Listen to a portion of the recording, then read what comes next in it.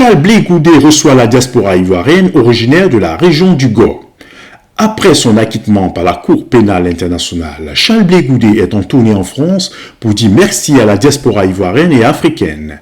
Pour ce jour, il avait rendez-vous avec les Ivoiriens de la diaspora originaire de la région du Gor, à savoir la ville de Gagnoa et les villages environnants. Plusieurs ressortissants du Gor ont répondu présents à cette invitation. Donc je suis ici au rendez-vous de nos amis les Gor de Gagnoa. Donc vraiment je suis dans la joie. Je suis heureuse d'être là et de pouvoir rencontrer pour une énième fois notre président Charles Blé Goudé, parce qu'ici il est à Paris, mais nous l'avons rencontré en prison, nous l'avons rencontré à La Haye, à sa résidence, et aujourd'hui nous sommes à Paris pour le rencontrer par l'intermédiaire des Gor, donc des enfants de Gagnoa. Et je suis de Gagnoa. Donc ici, voilà, je suis impressionnée, je suis contente, je suis heureuse d'avoir fait le voyage depuis Liège, en Belgique.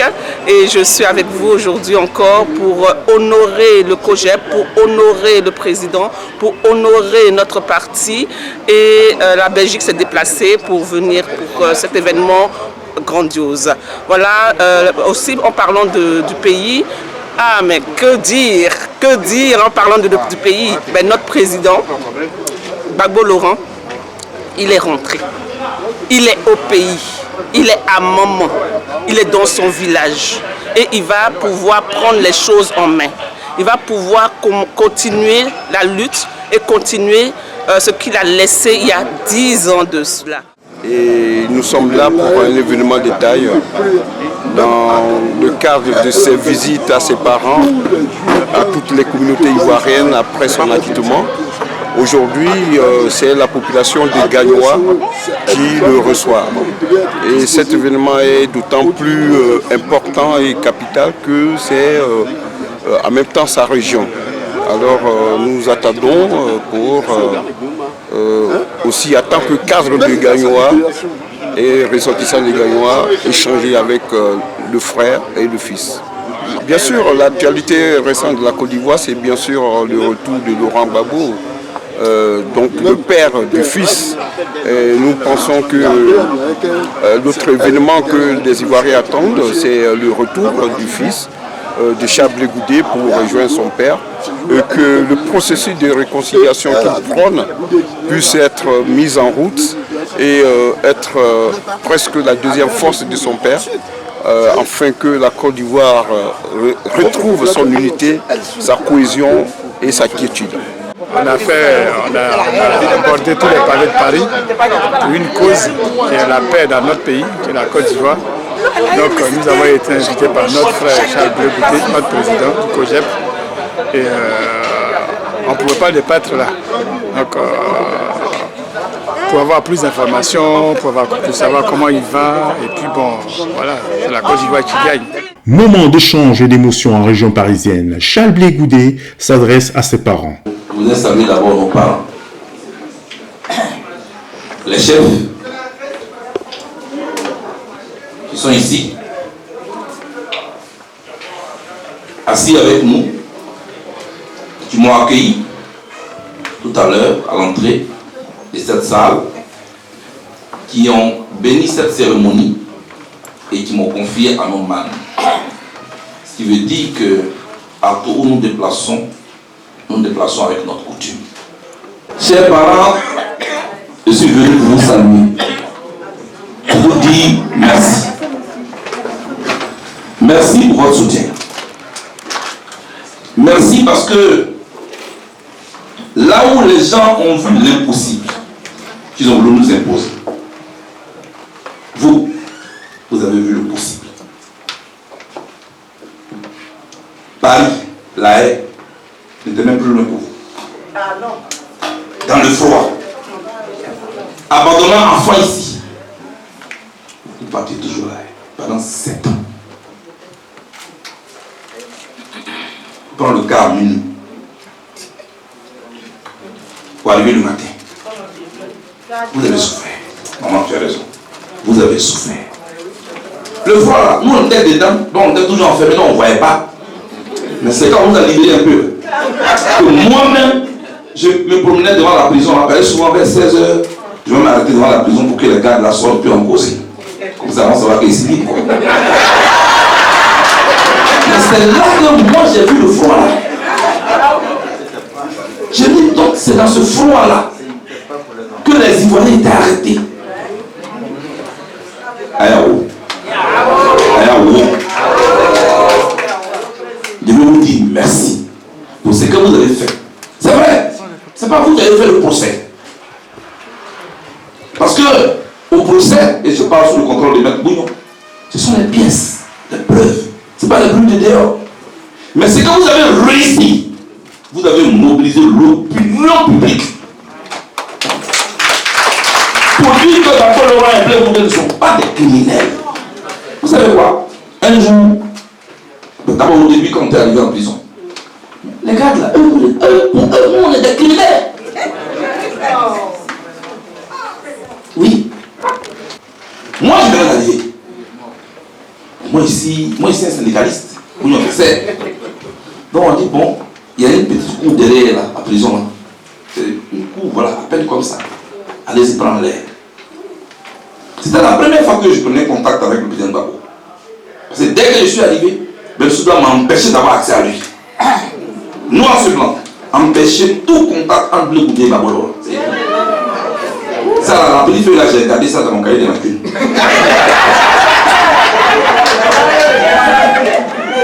Et puis après, j'ai eu accès au chef.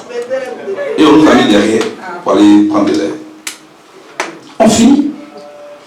Pour vous dire l'importance de votre combat. Comment les gens nous voyaient comme des criminels. Le président Gbagbo dit qu'il est fatigué, il veut prendre l'ascenseur parce que nos cellules sont troisième. Et il y a un garde qui se pose à ça. Il dit le président ne prend pas l'ascenseur. Moi je vois les autres prisonniers là. Et ils sont là, moi je ne comprends pas. Moi je viens d'arriver. Mais moi je me promène avec mon combat. Donc j'ai apporté le gars et il dit, tu dis quoi même? Il a dit que lui, le président Gbagbo ne prend pas l'ascenseur. J'ai dit mais pourquoi? Il dit parce que c'est lui qui commande ici. J'ai dit ça va. Tu commandes ici. C'est lui à qui tu parles et de qui tu parles. C'est un président.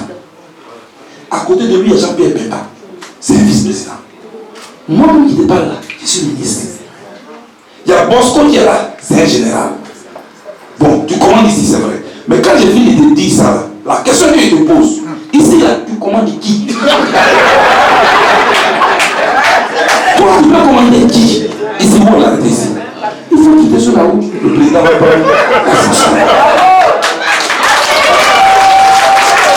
Parce que dans la prison, il y a un combat, comment il va venir?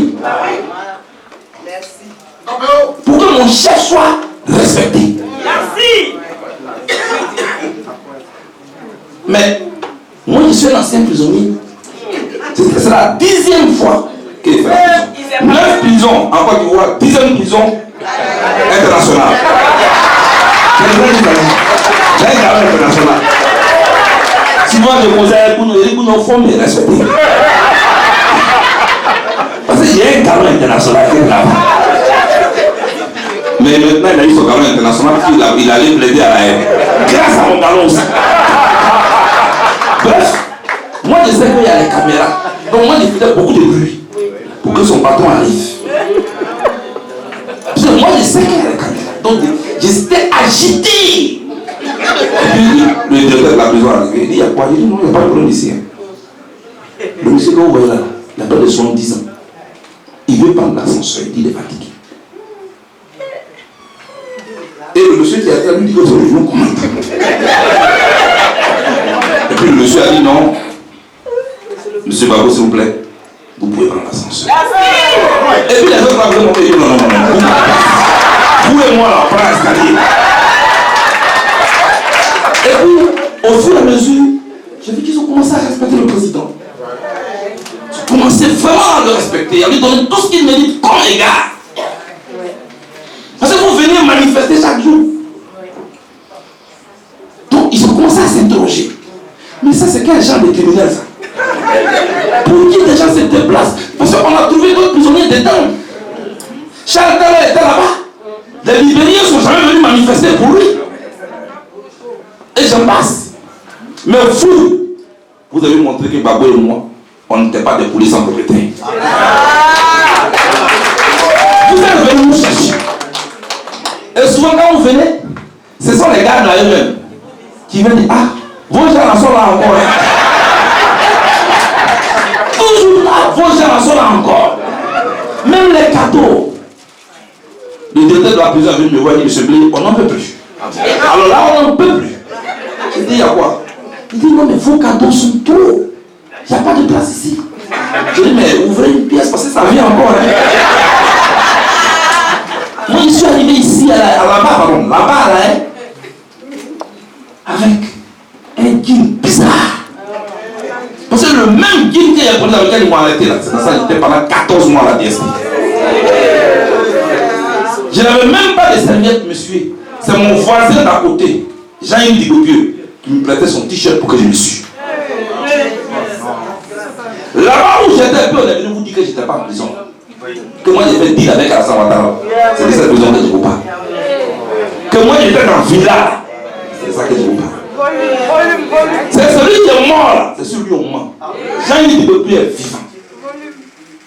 Il est en Côte d'Ivoire. Même si l'autre est en prison, commandant Jean-Noël Abbaye. Vous n'avez pas vu son témoignage. Mais il est venu témoigner à la haie. Oui, Jean-Noël Abbaye. C'est ce jour-là que moi, mon honneur a été lavé face à mon patron Babo.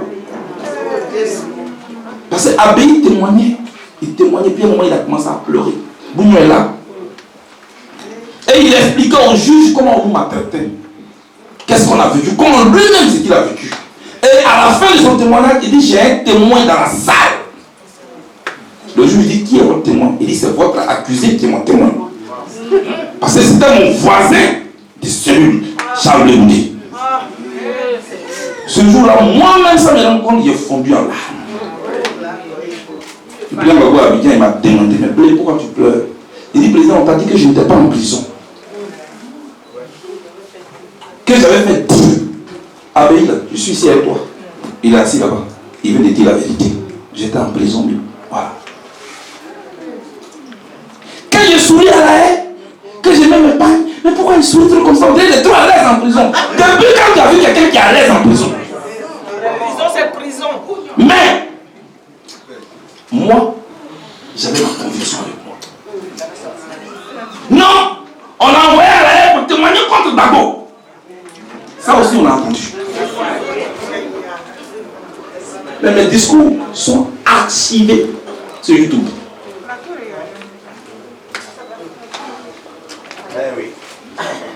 Cherchez un seul prisonnier dans le monde entier qui peut faire ce que moi j'ai fait. Où je le regarde le juge dans les yeux. Je dis, j'étais pour Babo hier. Je le suis aujourd'hui et demain. La personne qui va me juger, ma vie dépend de la personne. J'ai dit à mes parents que la relation de Babo et moi, je ne l'ai pas choisie. Lui non plus ne l'a pas choisi. Les circonstances de l'histoire et la douleur nous ont mis ensemble. Ce sont les circonstances de l'histoire et la douleur qui nous ont mis ensemble. Et moi, je ne me suis pas renié. Parce que je ne sais pas me renier. Et j'ai dit au juge, on m'a dit qu'ici, quand on vient, on ne parle pas. Je vous informe que je vais le rappeler chez moi. Je n'ai pas dit j'aimerais repartir chez moi. Ou je voudrais. Je dis, j'ai fait. C'est affirmatif.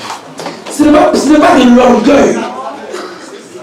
Mais les pas que tu poses là, ça te suit. Asmara, tu n'as pas? Non, je suis là. Asmara, faut pas dire. Non, tu n'as pas fait là. Il faut applaudir Asmara.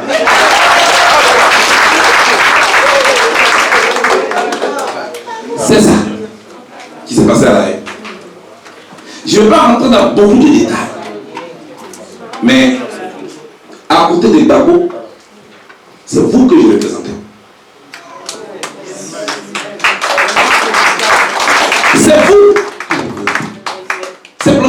frères, aucun effort. L'histoire m'a choisi. À côté de mon patron, dans la souffrance. L'histoire m'a choisi. À côté de mon patron, dans la souffrance. Je devais démontrer que nous sommes droits. Que nous sommes des gens qui savent être des gens loyaux. Des gens qui ne sont pas criminels. Un enfant qui avait 28 ans, qui a 49 ans aujourd'hui. La crise ivoirienne m'a bouffé 21 ans de ma vie. Je n'ai pas vu mes enfants grandir. Parce que souvent quand vous parlez, vous ne pensez pas que moi aussi, je viens d'une famille. Je viens d'une mère. Mon père est mort quand j'étais en prison, je ne l'ai pas enterré. Tous mes grands frères sont morts derrière moi. Donc enlevez le visage de Bleu Goudé, puis mettez le visage de votre frère. Vous allez vous souvenir que ce que vous alliez faire si c'était votre frère qui était à ma place. Souvent, pensez à ça. On ne peut pas aller en villégiature à la haie. Je ne suis pas un fonctionnaire international qu'on a affecté à la haie. J'étais en prison. Dans la même prison, dans la même souffrance que le président Gbagbo. En prison, il n'y a pas de président. C'est vrai que c'est paix. C'est même paix. Mais c'est la prison. En prison, il n'y a pas de ministre. En prison, il n'y a pas de DG. C'est le même traitement. Ce n'est pas facile pour le président Gbagbo. C'est pourquoi j'interpelle souvent les gens sur certains aspects. Mais ce n'est pas vraiment plus facile pour moi. Un jeune de mon âge peut dire, bon, eux ils ont fini de faire leur vie, je vais sauver ma vie. N'importe qui à ma place aurait pu craquer. N'est-ce pas? Pour choisir sa voie, sa vie. Mais le symbole Gbagbo était trop lourd pour le trahir. Il ne faut pas. Pour la Côte d'Ivoire, pour ceux qui sont morts. Mais aussi, pour moi-même, ma conviction. Parce que, bon, je ne sais pas si vous comprenez notre BT, mais un peu de Gosyokosu. De Gosyokosu, au Pomobu. Je ne suis pas comme ça. Moi, je suis pas malade, au diable, tu es où? Il y a un problème, tu es où?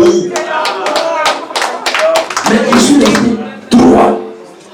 Et c'est cette leçon de vie-là que je veux partager avec vous. Qu'au-delà de ceux qui sont dans cette salle-là, je veux partager avec les jeunes de Côte d'Ivoire. Apprenez à être vous-même. Apprenez à assumer les conséquences de votre foi. Un homme doit répondre à cette trilogie dans sa constance. Pensée, parole, acte.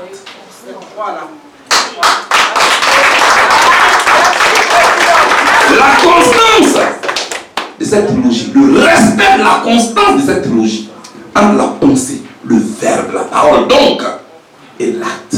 Parce que la parole, la pensée, elle est abstraite. On ne la voit pas. Elle est en toi. Personne ne sait ce que tu penses. Et puis tu l'exprimes par la parole. À partir de là, on sait ce que tu penses. Mais tu peux t'arrêter là. Et puis l'acte matérialise la parole. Tu dois être droit. C'est dans l'épreuve qu'on compte ses amis. Et dans l'épreuve, j'ai été au bout de Gbagbo. Jusqu'au bout. Le jusqu'au bout, c'est moi. C'est pas quelqu'un d'autre. Applaudissez ça. Le jusqu'au bout. Allez, moi, de moi. On est allé loin de notre pays. Je compte, hein. D'abord, loin de notre village. Loin de notre région. Loin de notre pays. Loin de notre continent. On ne connaît personne dans le fort. On est deux. Je suis avec mon patron. C'est pourquoi j'ai dit aux gens, j'ai connu 3 Gbagbo. Il y en a qui n'ont connu qu'un Gbagbo. Il y en a qui n'ont connu que 2 Gbagbo. Moi, j'ai connu 3. Gbagbo l'opposant. Quand j'étais étudiant, leader d'étudiant, c'est le chef d'accusation. Gbagbo le président. Puis Gbagbo le prisonnier, dans toute sa simplicité. J'ai connu ces 3. Je ne peux pas avoir connu l'opposant. Je ne peux pas avoir connu le président. Et puis réunir le prisonnier dans toute sa simplicité. Aujourd'hui, nous sommes sortis. Je suis venu vous dire merci.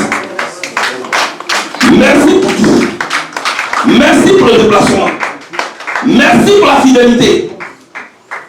Merci d'y avoir cru. Merci pour vos prières.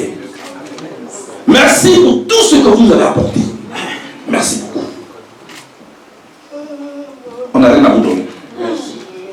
Mais le mot merci là, c'est pourquoi je me suis déplacé pour venir ici. Pour vous dire merci. Une nouvelle vie commence donc pour Charles Blé Goudé et le président Laurent Gbagbo qui a effectué un retour triomphal en Côte d'Ivoire le jeudi 17 juin 2021.